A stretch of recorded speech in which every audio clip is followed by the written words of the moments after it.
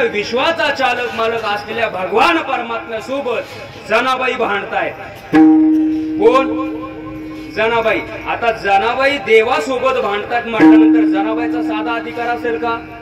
जनाबाई म्हणजे काय सामान्य असेल का? आपल्या घरातल्या जनाबाई सारखे असेल का? जनाबाईचा सामान्य अधिकार नाही। कारण त्याच जनाबाई देवाच्या आणि नामदेवरायांच्या सोबत किती दिवस होत्या हो? दिवस नाही, वर्ष नाही, युग। किती युग? युगाचा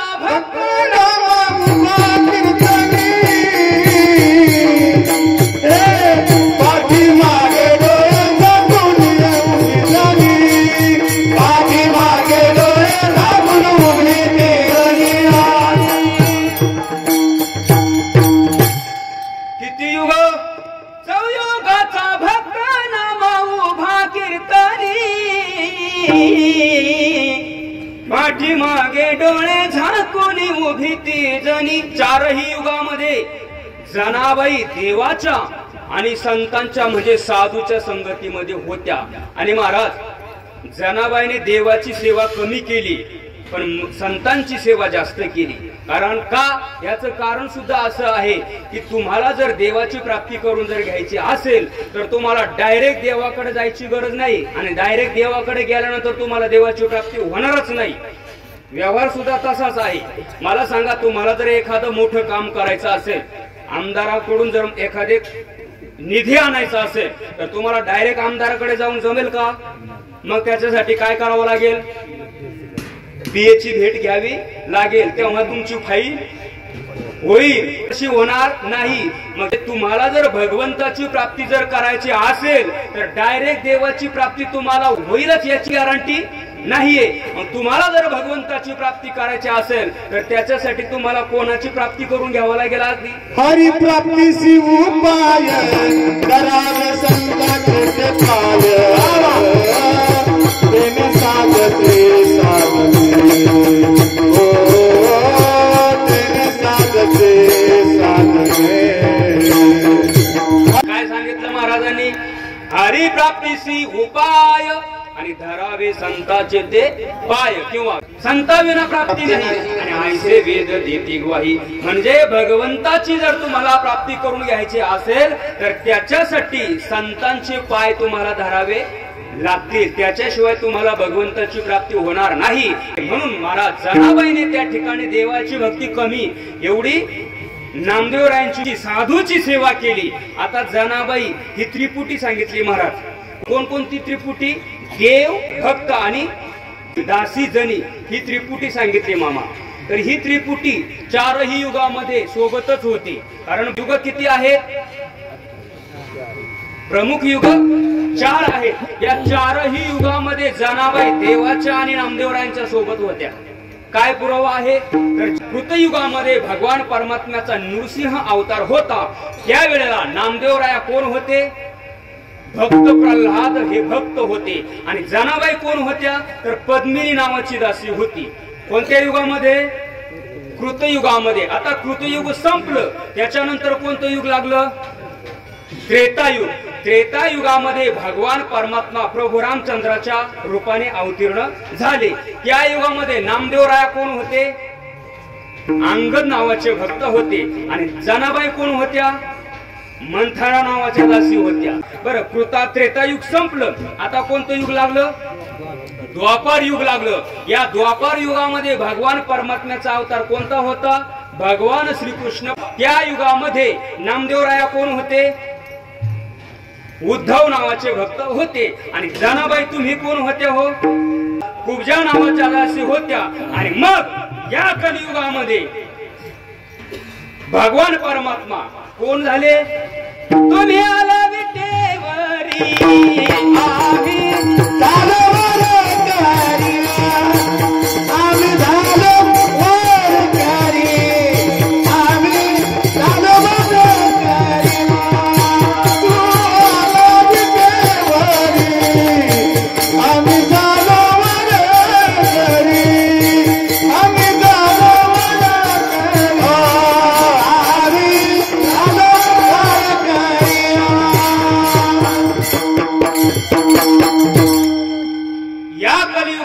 तुम्ही आला विटेवरी आणि आम्ही झालो वारकरी. म्हणजे अशा चारही युगामध्ये देवाची सेवा करणाऱ्या जनाबाई सामान्य अधिकार असेल का? चारही युगामध्ये देवासोबत होत्या. आगंतुक कुणी उठणं देवासोबत भांडण सोपय का? चारही युगामध्ये भगवान परमात्म्याची सेवा भगवान परमात्म्या सोबत जनाबाई होत्या, म्हणून जनाबाईचा अधिकार होता. बरं, एवढाच अधिकार नव्हता. ज्या वेळेला नामदेव रायांचं कीर्तन वाळवंटामध्ये चालू होतं, निवृत्ती ज्ञानदेव सोपान मुक्ताबाई संत सावता महाराज गोरोबा काका ही सर्व संत मांदियाळी टाळकरी म्हणून उभे होते आणि त्याच्यामध्ये माऊली महावैष्णव ज्ञानोबाऱ्या होते आणि जनाबाई समोर श्रोत्यांमध्ये बसलेल्या होत्या. जनाबाईनं पहिली चाल म्हणण्यासाठी कोणाला सांगितलं? जनी म्हणे नाम देव बोला ज्ञानदेवा, जनी म्हणे नाम देव बोला जनी म्हणे ज्ञानदेव बोला जनी म्हणे ज्ञानदेव बोला. सामान्य अधिकार आहे का? जनाबाईने माऊली महावैष्णव ज्ञानोबाऱ्यांना सांगावं. कोण ज्ञानोबाऱ्या? ज्ञानोबाऱ्या म्हणजे सामान्य आहे का? महाविष्णूचा अवतार, महाविष्णूचा अवतार, महाविष्णूचा अवतार, महाविष्णूचा अवतार. सखा माझा ज्ञानेश्वर, सखा माझा ज्ञानेश्वर,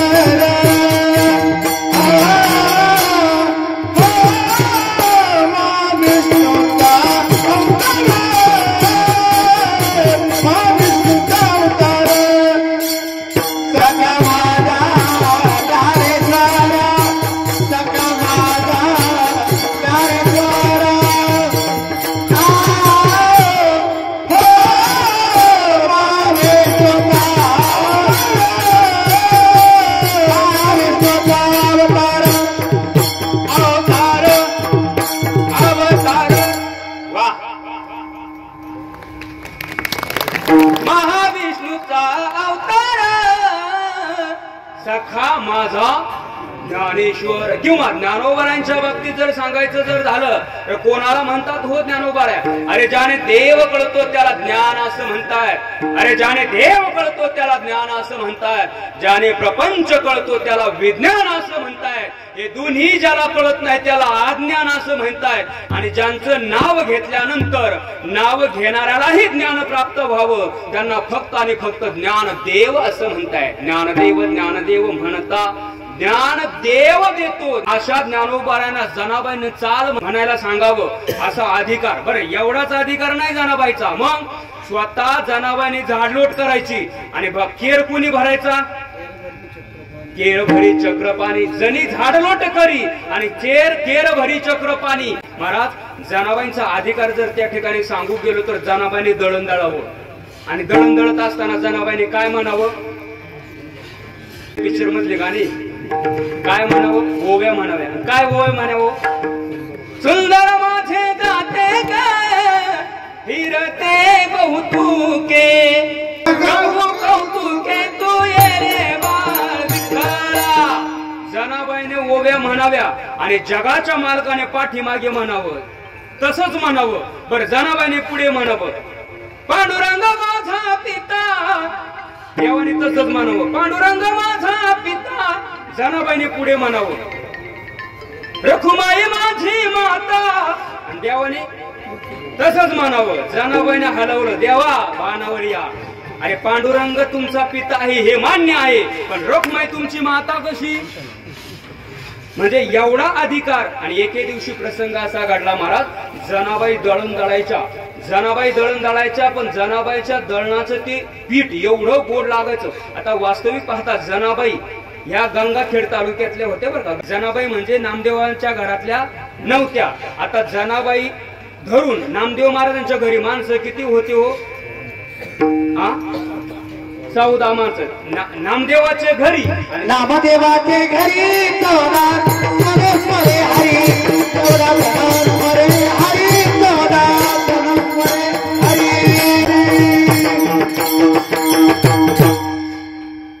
माणसं सांगितले महाराजांनी, नामदेवाचे घरी आणि 14 जण स्मरती हरी. आणि कोण कोण होते हो? गोनाई राजाई दोघी सासू सुना रामानामा जाना बापलेका, रामानामा जाना बापलेका, रामानामा जाना बापलेका,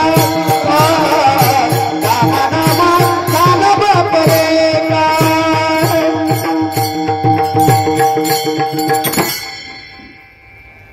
गोनाई राजाई दोघी सासू सुना दामानामा जाना बापले का. राजाई गोनाई दोघी सासू सुना आणि दामानामा दोघं बापले. किती झाले? 4.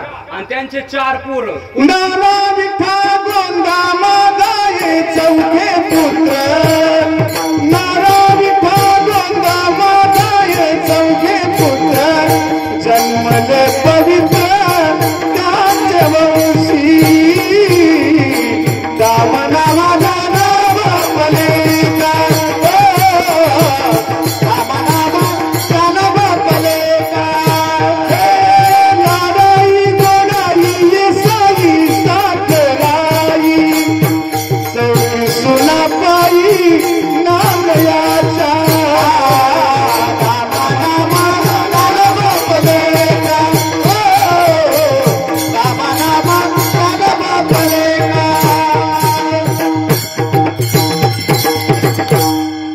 आले 14 माणसं तुमच्या लक्षात? नामदेव महाराजांच्या घरी 14 माणसं होते आणि जनाबाई 15वी होती. आणि जनाबाई त्या ठिकाणी ह्या कुटुंबासाठी काय करायच्या? दळण दळायच्या. आणि दळण दळण्याकरता स्वतः पंढरीश पांडुरंग परमात्मा यायचा. पण एके दिवशी प्रसंग असा घडला महाराज, जनाबाईच्या हातून खूप गोड भाकरी लागतायत. नवे नवे 2 भाकरी खाणारा माणूस 4-4 भाकरी खातोय, अशी कीर्ती पसरली. आणि महाराज, सज्जनाची कीर्ती स्वतः देव पसरत असतो बरं का. वाऱ्या हाती माप चाले झाले सज्जनाचे आणि कीर्तिमुख त्याचे नारायण. स्वतः भगवान परमात्मा सज्जन माणसाची कीर्ती पसरवत असतो. जनाबाईने दळावं, भगवान परमात्म्याने दळण दळण्याकरता यावं. पण एके दिवशी भगवान परमात्मा आलाच नाही. जनाबाई दळून दळून थकल्या आणि झोपी गेल्या. झोपी गेल्यानंतर महाराज त्या ठिकाणी शेवटी देवाला भक्ताची काळजी असते. जनाबाईचा कैवार त्या भगवान परमात्म्याने घेतला आणि भगवान परमात्मा विटेवरून खाली उतरला आणि जनाबाईच्या घरी येऊन दळण दळू लागला. पण दळण दळत असताना त्या ठिकाणी महाराज कमीत कमी 3 ते 4 वाजले. आणि 4 वाजल्यानंतर वारकरी मंदिरामध्ये आले. कशासाठी? काकड्यासाठी. बरं, काकड्यासाठी आले. बरं, काकड्यातून कोणाला उठवायला आले? उठा पांडुरंगा आता दर्शन द्या सकळा, आता दर्शन द्या सकळा. निद्राची वेळा, निद्राची वेळा.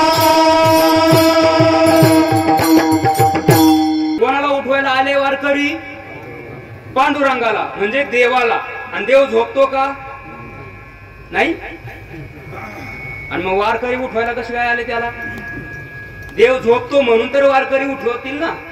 मग देव झोपतो म्हणून वारकरी उठवतात. आणि वारकऱ्यांनी उठवल्यानंतर देव उठतो, कारण देव आहे निजसुरा.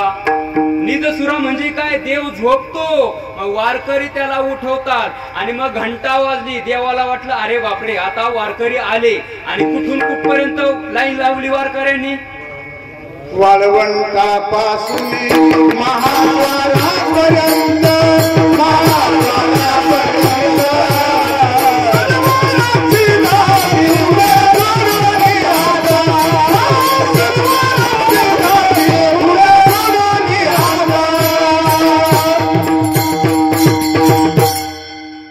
वाळवंटापासून महाद्वारापर्यंत आणि सरोवरांची दाटी पुढे जोडून हात. बरं, काकडाला आणखीन कोण कोण येतोय?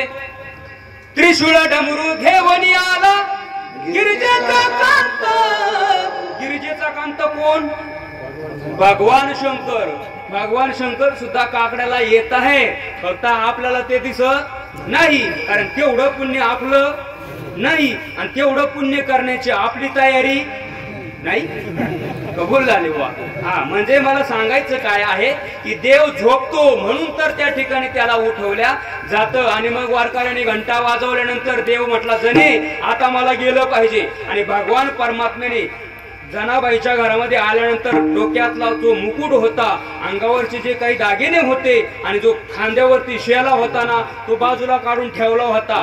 वारकऱ्यांचा घंटा ऐकू आल्यानंतर देवाने घाईग हे सगळं विसरून गेले आणि जनाबाईची फाटकी गोधडीत खांद्यावर टाकली आणि विटेवर जाऊन उभा राहिला. आता तिथे गेल्यानंतर पुजारी आतमध्ये गेले आणि पुजाऱ्याने बघितलं देवाच्या डोक्यात मुकुट नाही, अंगावरती दागिनी नाही आणि शेला नाही. देवाची चोरी झाली, बोंब झाली महाराज. सगळ्या गावाला दौंडी पिटवली, देवाची चोरी झाली, देवाची चोरी झाली.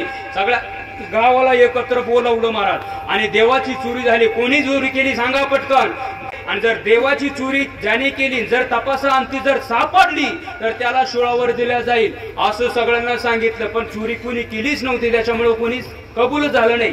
आणि मग एका जणाने जरा डोकेबाज होता, तो म्हटला अहो देवाची चोरी झाली, कोणी चोरी केली हे विचारण्यापेक्षा देवाच्या खांद्यावर कोणाची गोधडी ती पहा ना.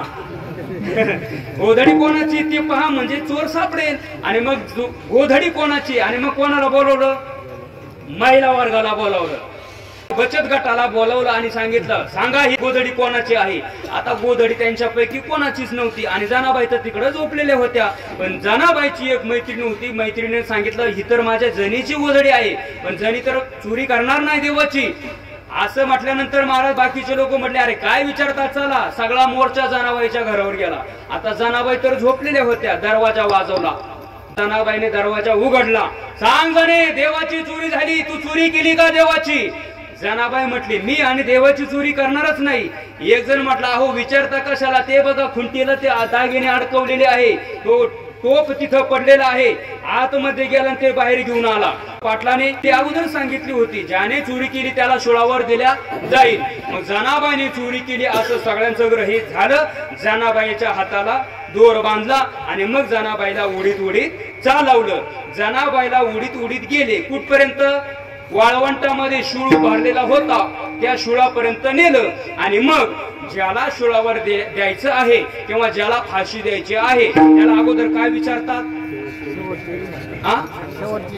शेवटची इच्छा काय आहे हे विचारलं जातं. आणि मग जनाबाईला सांगितलं जने तुझी शेवटची इच्छा काय आहे. जनाबाईने सांगितलं माझी शेवटची इच्छा एकच आहे, ज्या काळ्यामुळे, कारण जनाबाईचा अधिकार सामान्य नव्हता. जनाबाई अंगणामध्ये उभी राहून शिव्या देत होती. आणि काय शिव्या देत होती हो, अरे विठ्ठल विठ्ठल मुळ मायेच्या कारट तुझी रांग रंगकी झाली. अरे विठ्ठल विठ्ठल मुळ मायेच्या कारट तुझी रांग रंगकी झाली. अरे अरे विठ्ठल अरे अरे विठ्ठल मुळ मायेच्या कारट तुझी रांग रंगकी झाली. उभी राहो मी अंगारी शिया